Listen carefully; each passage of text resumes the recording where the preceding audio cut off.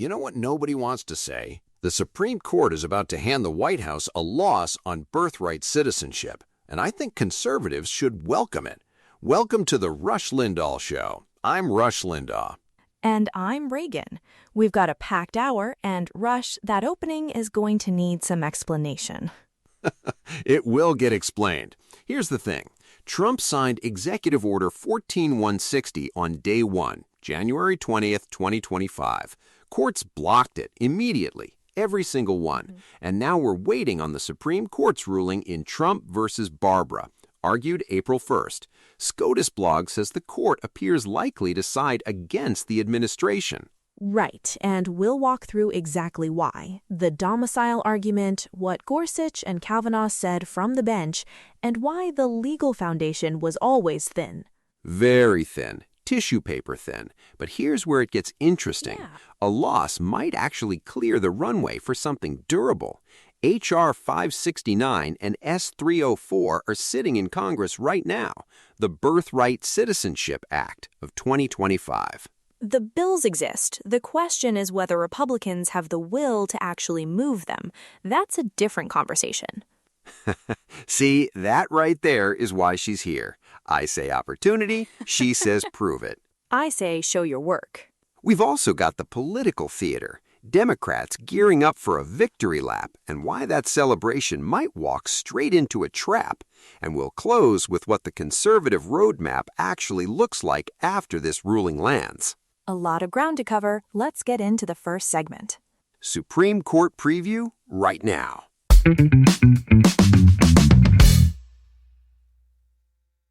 Before we dive in, a quick reminder. We love hearing from you. If you have questions or topics you'd like us to cover, head to the link in the description and submit your question. We read every single one.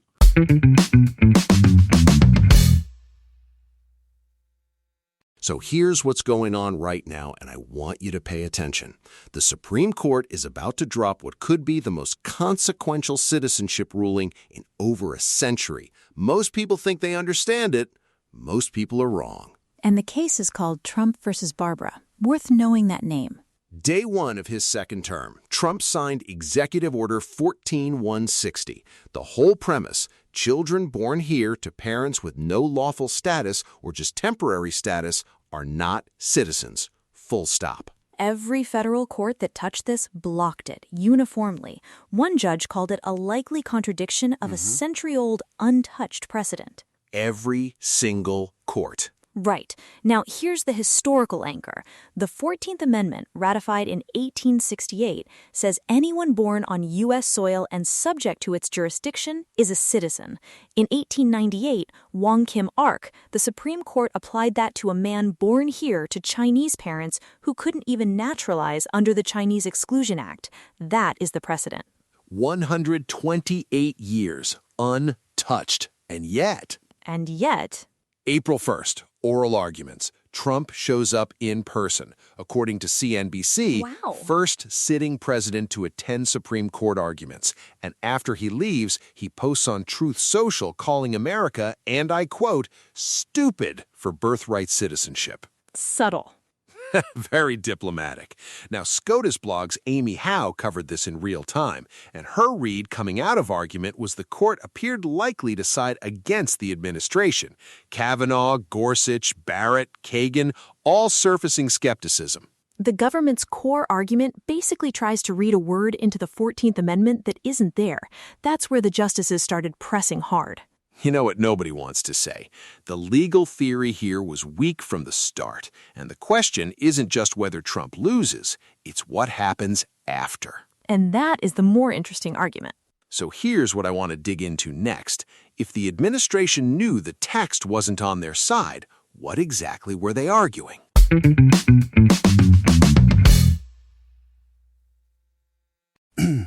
Oh, so here's where the legal argument fell apart. The administration's whole theory rests on reading domicile into the citizenship clause, but that word doesn't appear anywhere in the 14th Amendment text, not once.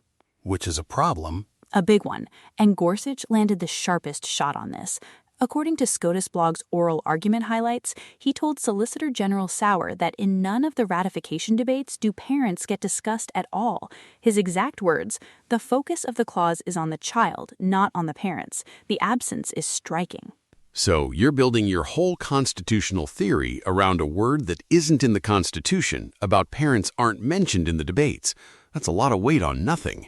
Right, and then Kavanaugh piled on from a completely different angle. SCOTUS blog flagged this too. Congress used the identical birthright citizenship language in the 1940 Nationality Act and again in the 1952 NIA, both after Wong Kim Ark. Yeah. His question to Sauer was essentially, if you wanted a different result, why repeat the same words? This is the part where I lose my mind. Someone had to know this going in. You sign the order on day one, every lower court blocks it, and now Kavanaugh, your own nominee, is asking why you didn't just write something different? The legal team had to see this coming. Look, to be fair, the policy goal isn't crazy. Plenty of serious legal scholars think birthright citizenship is worth re-examining. But the mechanism, the executive order route, bypassed every durable path available. So they picked the dramatic move over the lasting one. Exactly. And here's what's worth watching now. Congress has already introduced the Birthright Citizenship Act of 2025, both H.R. 569 in the House and S.L. 304 in the Senate. That's the statutory track, not the constitutional. Which means the legislative pressure is already moving, and that's actually where this gets interesting.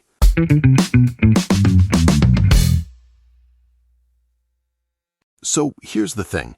The media is going to declare a victory lap when this ruling drops. And here's what they won't tell you. Republicans already have the next move loaded. Right, and the move isn't another executive order. It's H.R. 569 and S. 304, the Birthright Citizenship Act of 2025, sitting in Congress right now, both chambers. It amends Section 301 of the Immigration and Nationality Act directly. Exactly. And here's the distinction that matters. Amending the INA through statute is not the same as touching the Constitution. You do not need 2/3 of Congress and 3/4 of the states. You need a majority. That's the cleaner path. The INA defines what subject to the jurisdiction thereof means in statute. Congress has always had that authority. A court striking down an executive order doesn't strip Congress from its legislative power. A loss at the Supreme Court hands Republicans a clean weapon. No more executive order they can mock. No more day one drama the press can frame as executive overreach. Now it's a vote on the record. That's the political pressure point, and it's real. Force every Senate Democrat to stand up and vote to preserve automatic citizenship for children of people who entered illegally. That's a vote they do not want to take. No, they do not. But, Rush, let's be honest about the obstacle. H.R. 569 has been sitting in committee since January 2025. That's not momentum. That's a bill collecting dust. Fair. But watch what just happened. Rep. Nancy Mace announced on June 1st she's introducing a constitutional amendment resolution on this. That's the pressure track running in parallel. Parallel pressure tracks don't pass legislation on their own, though. Republicans still need to find the will to actually bring the statutory bill to a floor vote. You know what nobody wants to say? The court loss might be the only thing that forces their hand. Right now, they can hide behind litigation. That cover disappears the minute the ruling drops. That's a real argument. Strip the procedural excuse and suddenly members have to choose a side. Strategic clarity, not a silver lining, a loaded weapon if they pick it up. And Democrats, oh, they're going to celebrate this ruling. That's where the story gets interesting.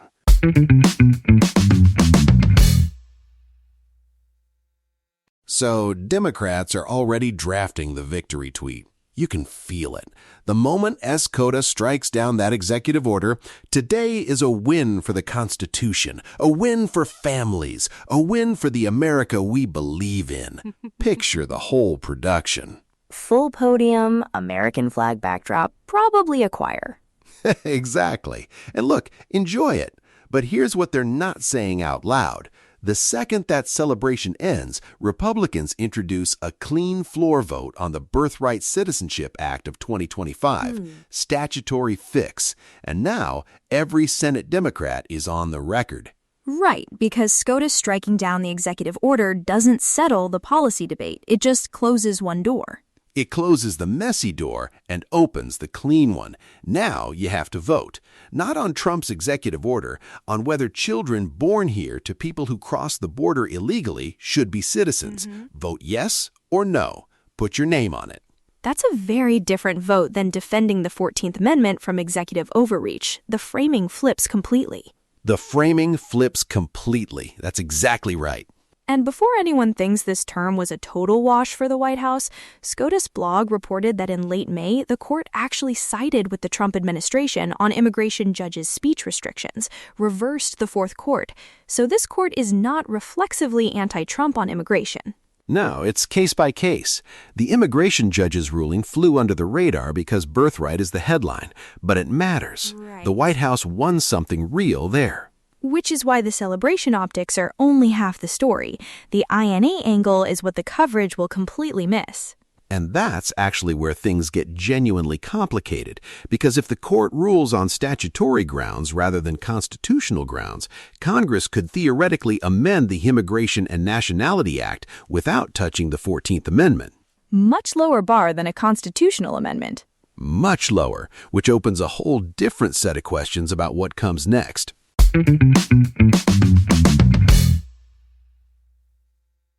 So here's the angle the coverage is completely missing. There are two separate legal tracks in Trump versus Barber, and everyone's only talking about one of them. The 14th Amendment, that's the headline. Right, but the challengers didn't just argue the executive order violates the Constitution. They argued it violates the INA, the Immigration and Nationality Act. Section 301A of the INA codifies the citizenship clause using almost identical language. So Congress wrote the same words into statute, then again in 1952. Exactly. And at oral argument, Kavanaugh actually flagged this. He asked whether the court could decide on statutory grounds and avoid the constitutional question entirely. The challenger said, and I'm paraphrasing, "We'd prefer you reaffirm Wong Kim Ark, but we'll take a win on any ground." Honest answer. Now here's why that matters practically. If the court rules on the INA instead of the Constitution, it's not a permanent ceiling. Congress can amend a statute. 2/3 supermajority to touch the 14th Amendment. Simple majority to rewrite the INA. Hold on, that's a completely different political calculation. Night and day. But here's where I push back on anyone who thinks it's a clean fix. Legal scholars have noted that any statutory rewrite would face its own constitutional challenge immediately. You change the INA, the courts will ask whether the new version violates the 14th Amendment anyway. So you haven't avoided the constitutional question, you've just deferred it. You know what nobody wants to say? The media is covering one courtroom and missing the second one. The INA track is where the legislative math actually lives. And the public doesn't know that distinction exists. Because it's easier to say Supreme Court rules on citizenship than explain that there are two legal frameworks running in parallel with completely different consequences depending on which one the court uses. And those consequences get very real very fast. We're talking about hundreds of thousands of newborns a year. That number matters, and it connects directly to why this fight started. Which is exactly where we're going, the actual scale of this and what the White House has been saying about it.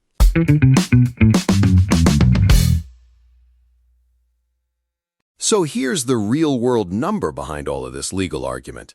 According to Rep. Mace's June 1st announcement, an estimated 250,000 to 320,000 babies are born on U.S. soil annually to mothers here without legal status. Wow. That's not a talking point. That's the scale of the policy problem driving this whole fight. And that number matters because it separates two very different questions. Whether the border situation is a real problem, it is. And whether Executive Order 14160 was the right constitutional fix for it. Those aren't the same question.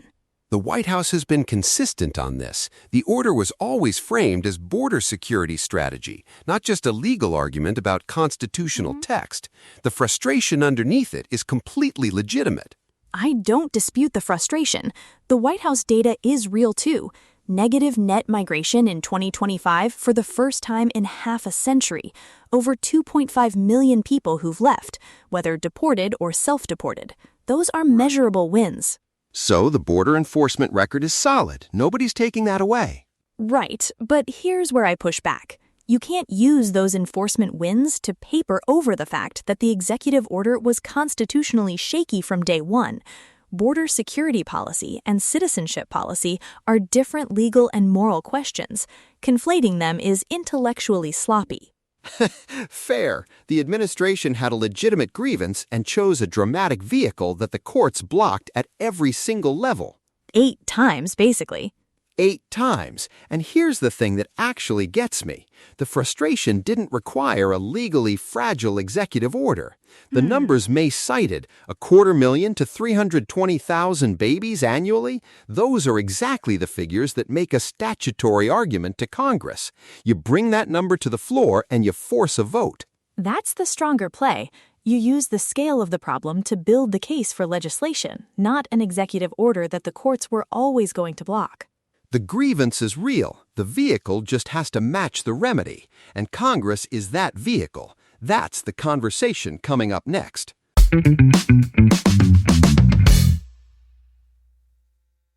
So the legislation already exists. SO 304 in the Senate, HR 569 in the House. Senator Lindsey Graham introduced the Birthright Citizenship Act of 2025 in January. The bill amends Section 301 of the INA directly. No constitutional amendment required. And that's the crucial distinction, Rush. Amending the INA takes a simple Senate majority if Republicans move on the filibuster. Touching the 14th Amendment takes a 2/3 supermajority. Those are two completely different mountains. Right. So here's what nobody wants to say out loud. A ruling against the executive order coming in the next few weeks drops into the middle of a Congress where immigration is already front mind. That's not a loss. That's a starting gun. I'd add one layer of realism. The bill has been sitting in committee since January 2025 with basically no movement. That's not a procedural hiccup. That's a will problem. Fair. And here's the thing. Political will is not fixed. A Supreme Court ruling that hands Democrats a headline changes the pressure calculation fast. Suddenly, every Senate Republican has to answer. You lost at SCOTUS. You have the votes. What are you doing? That's where the framing flips. They can't hide behind the executive order anymore. The court took that off the table. Now it's a straight-up or down legislative question. And you know what nobody wants to say? Congress has been using the executive order as an excuse from not doing the hard work. The bill is drafted, the argument is made, the policy problem, 250,000 births a year, is documented. What's left is a vote. Which is exactly where this debate should have started. The 14th Amendment doesn't have to be the battlefield if Congress does its job.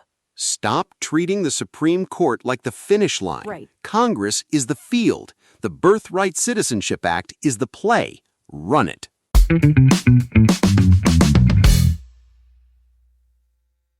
That's a wrap on today's show. And look, if there's one thing we hammered home, it's this. The executive order was always the wrong tool. A legally fragile day one move when a more durable path was sitting right there in Congress the whole time. And that's the part worth sitting with. SCOTUS.blog reported the court appears likely to rule against the administration in Trump versus Barbara. If that happens, the real question becomes whether Republicans have the will to move the Birthright Citizenship Act of 2025 through the legislative process. That's exactly right. Gorsuch's observation during oral arguments said it all. Yeah. The focus is on the child, not the parents. The absence of parents in the ratification debates is, and I'm quoting him here, striking. Hard to walk that back. You can't. Bottom line, a loss at the court might be exactly the pressure Congress needs to finally act. Rush, great conversation today. If you learned something, share this episode. Subscribe, leave us a 5-star review, tell a friend. New episodes drop every weekday. We'll see you next time.